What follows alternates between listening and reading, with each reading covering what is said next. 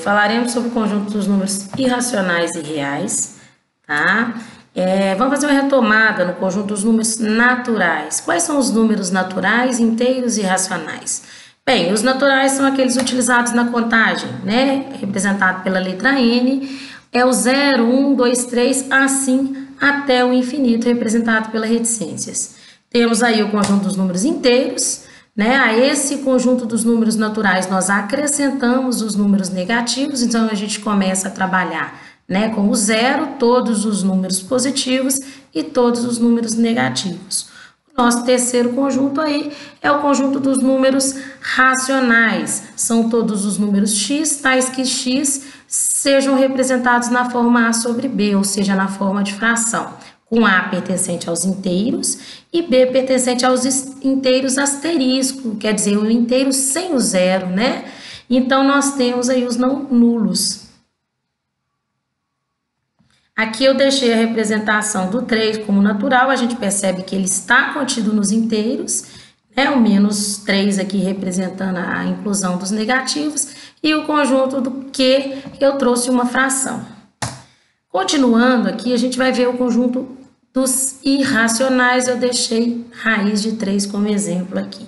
Mas eu vou falar primeiro do π, talvez esse seja o número mais famoso aí, irracional. São dízimas não periódicas, aliás, quer dizer, é um número infinito, mas que não tem um período, não repete aquele mesmo número como nós vimos nas dízimas periódicas. Então, o π, né, a gente já utilizou anteriormente, ele é 3,14, 15,92, esse número infinito que tem essa representação dos irracionais. Outro número é o número de Euler, ele já tem uma aproximação 2718281, também é um número não periódico e infinito. E aí o raiz de 3, né, essa raiz inexata, que também tem uma representação não periódica e infinita. E assim, gente, quando a gente pensa nessa união, né, do conjunto dos racionais com os irracionais, a gente pensa nesse conjunto real.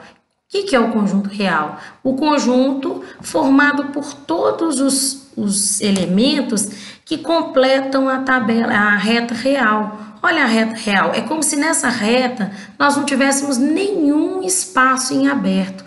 E quando eu colocar qualquer número, eu posso acrescentar um outro entre esses dois. Então, se eu pensar aqui que entre 0 e 1 eu tenho meio, eu vou pensar que entre 0 e meio eu tenho um quarto.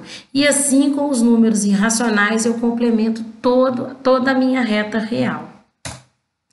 E aí a gente começa a trabalhar não mais com números específicos, mas com intervalos entre números.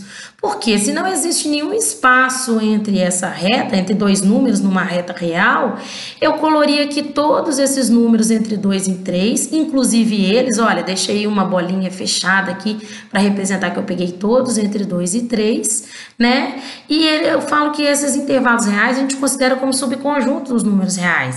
Eles são elementos e eles podem ser determinados tanto nessa reta real, né, destacando ali o intervalo que eu quero, também por desigualdades. Olha só, vamos ver essa desigualdade. Intervalo entre 2 e 3. Então, eu destaquei ali graficamente e agora eu posso, né, pensar nesse intervalo para além dessa representação gráfica. Eu posso representar, por exemplo, por conjuntos ou chaves. Eu chamo conjuntos ou chaves.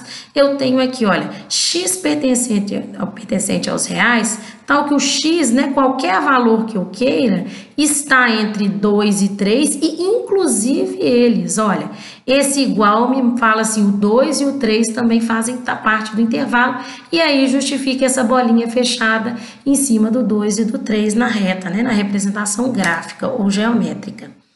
Bom, a outra representação que a gente utiliza é por colchetes. Aqui eu tenho, olha, 2 e 3. O colchete, quando eu quero representar que o intervalo é fechado, ele vai ficar virado para o número. A gente vai ver outros exemplos depois e ver como seria, né, outras situações. Bem, então a gente termina essa aula e aguardem a próxima.